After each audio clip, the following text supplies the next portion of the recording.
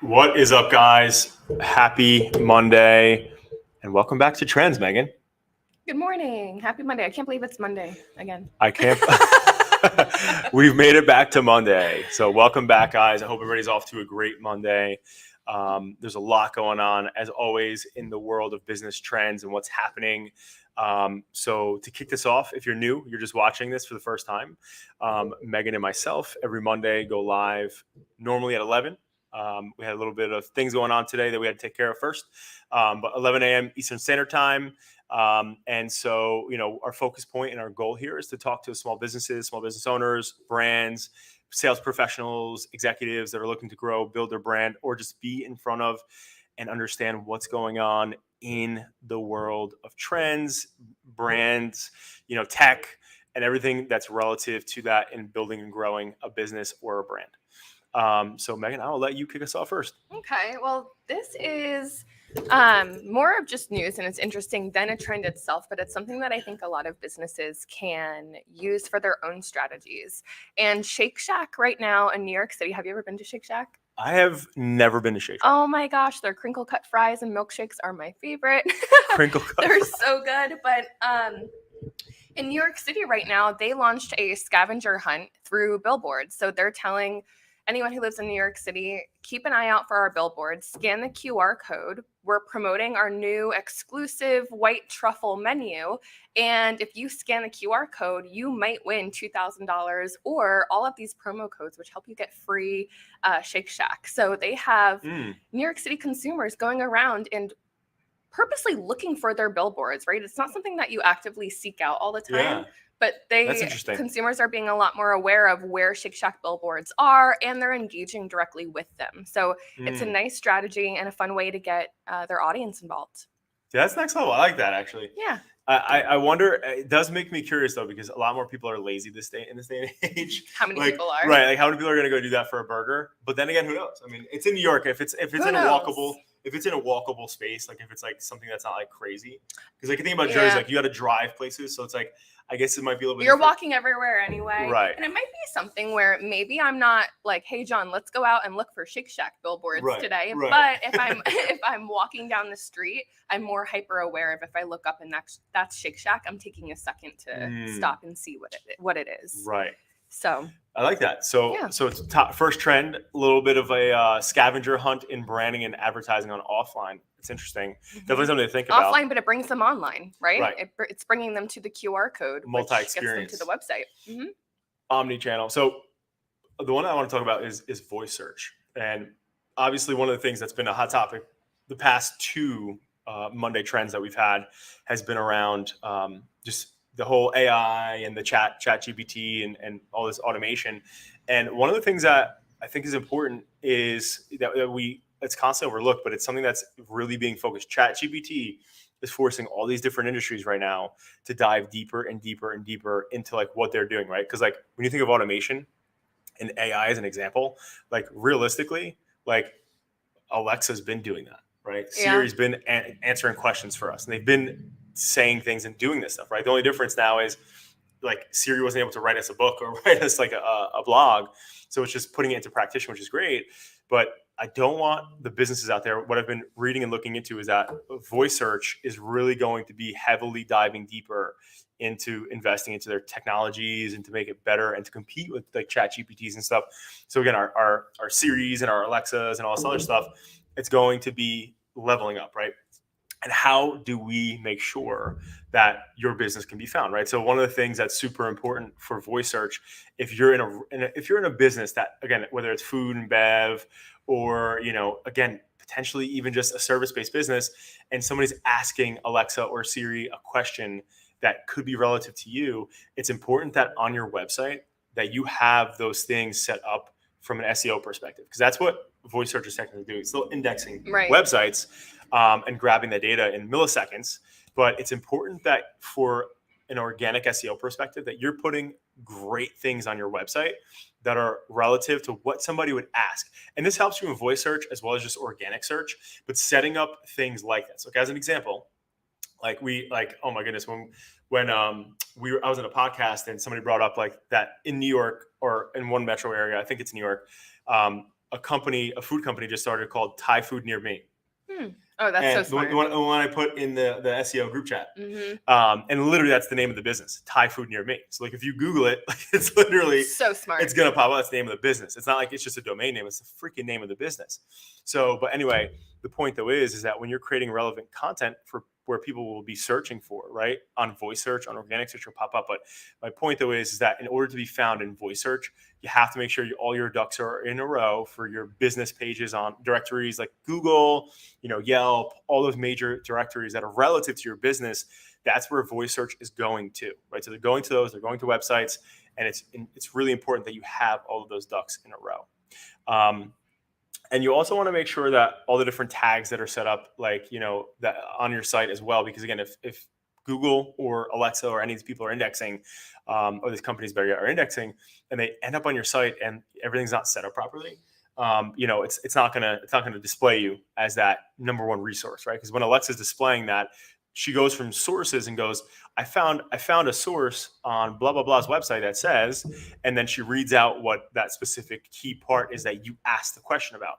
So again, it's important that all of your ducks in a row on your website, on your directories, and for your essentially just your digital footprint, for voice search to be able to pick you up. But it's something that you want to make sure, again, if you're relevant in that type of area, for your business, that you have that set up for success there.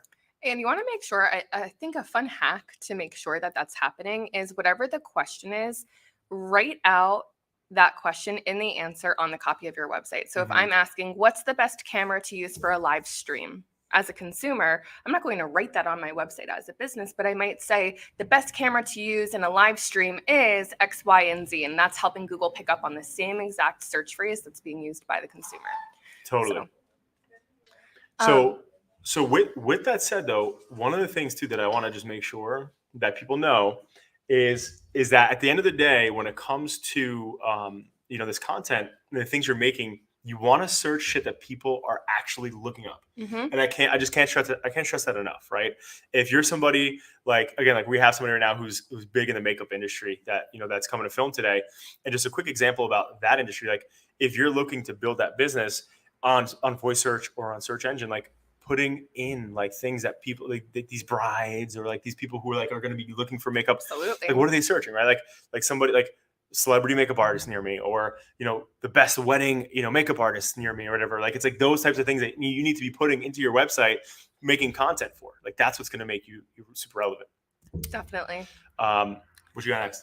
All right. So American Eagle and ThredUp have collaborated. Wait. Is American Eagle still around? American Eagle is still around. No. They've branched out. Do you still wear American Eagle jeans? I love American Eagle jeans. Okay? They were always like the best back then. They still are the best. What are you saying? Okay. I didn't know AE was still around. Let's go. They're pretty comfy, I have to say. I do appreciate American Eagle jeans. But they are getting really smart with their marketing. So let me backtrack a little bit. Over the holidays, they created a AR storefront on Snapchat, and they were able to bring in an additional $2 million during the holidays by doing this. And what it is the user can go on Snapchat, pull up that particular feature, and pan around the store as if they were actually there, and they can sort through some of the items that are there and click over to purchase them. Now, American Eagle and ThredUp are collaborating to bring a secondhand AR shop to Snapchat, and users are able to, again, browse around the store as if they were there and even sort through items to see, I want something from the 70s. I want something that was, vintage and pre-owned from the 80s, whatever it may be.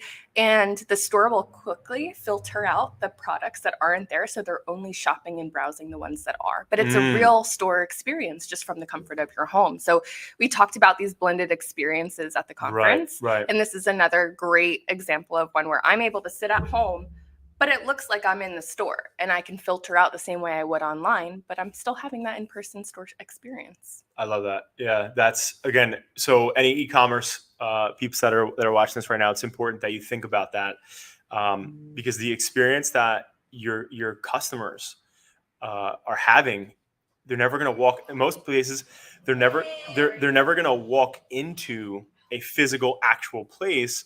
They're only typically going to be online, right? So at the end of the day, you find yourself in a position where you have to ultimately, right, set up your e-com store to be what it would be if it was an actual store, bottom line, right? So like that's the biggest thing. So you want to make sure that that experience, so to Megan's point here, is that they earn an additional $2 million in revenue because they adapted and they had everything set up for success and were ready to rock and roll, right? For that experience online. Sure. I mean, it's like the future of shopping, right? How many times do you walk into a store and you're overwhelmed because there's things everywhere? You're not really sure where to go. Now imagine if you were able to just filter out your products and the only products that you're browsing around in a store setting are the ones that you actually are looking for. Right. I mean, it's a calmer way to shop, and it's you don't want to see any bullshit anymore. Right. Right. So like that's the bottom line.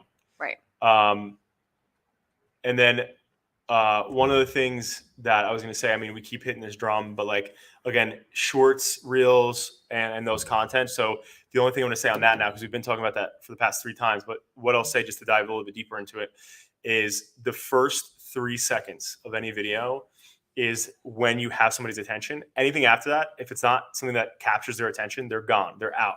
Right. So what does that mean? How are you setting your videos up for success there on your short clips, right? And short form content. And it's making sure you get the meat and potatoes out right away in the beginning. People don't care what your name is. They don't care about your job anymore. I remember like I used to start every video with like, hey, I'm John Vergara, the president and founder of, Adapting Social and blah, blah, blah. That right there was like a 2 or 3 second thing in itself. Absolutely. And so realistically, like people don't give a fuck anymore. They don't care that my name is John Vergara, or they don't care about your name or what's going on. They just want to know what you're talking about, right? Which is why, again, like when we talk about trends, we dive right into it. Like, how can we help businesses take action on the emerging trends that are happening? Listen in, right? That's what this is about. So ultimately, again, with your video content, you have to get everything out in the first 3 seconds to make them want to watch it longer, right? So again, we're seeing way, way shorter clips on YouTube now. There's ads that are literally less than 5 seconds, right? Like a 5-second ad. Like I saw like I think it was an Expedia ad, and it was literally 5 seconds. And it actually, there were so many different scenes and so many different takeaways in 5 seconds. And I was like, wow. Like you like in like your normal logical mind, you're like, you can't get that out in 5 seconds. But literally the whole ad, I understood everything clearly. And I was like, wow, that was a great ad. It was 5 seconds. It was quick. Boom, boom, boom, done. Good marketing. So great marketing. So again, keeping in mind, shorter content is going to win, and getting the first 3 seconds of that video. Don't introduce yourself. Don't say things that don't matter. Go right into the topic and what's going to keep people hooked in. Okay.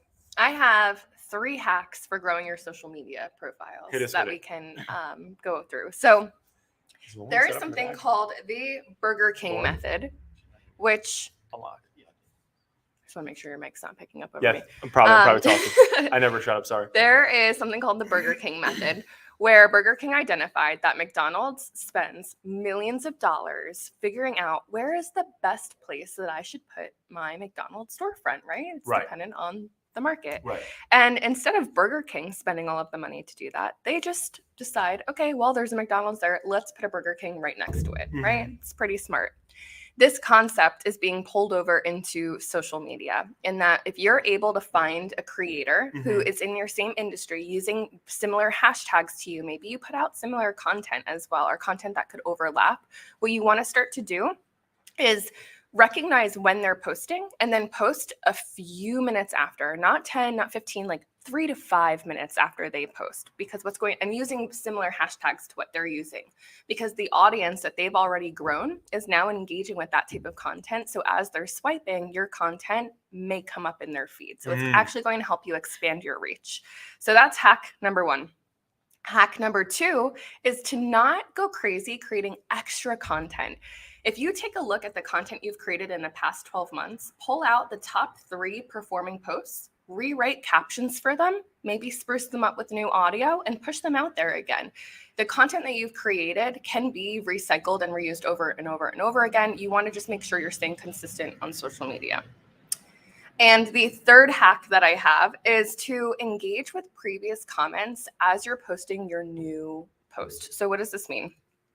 Let's say I posted yesterday and there's a few conversations taking place there. I'm going to engage a little bit, but what I want to make sure that I'm doing is when I post today, I'm going back to yesterday's post and I'm starting to have those conversations again.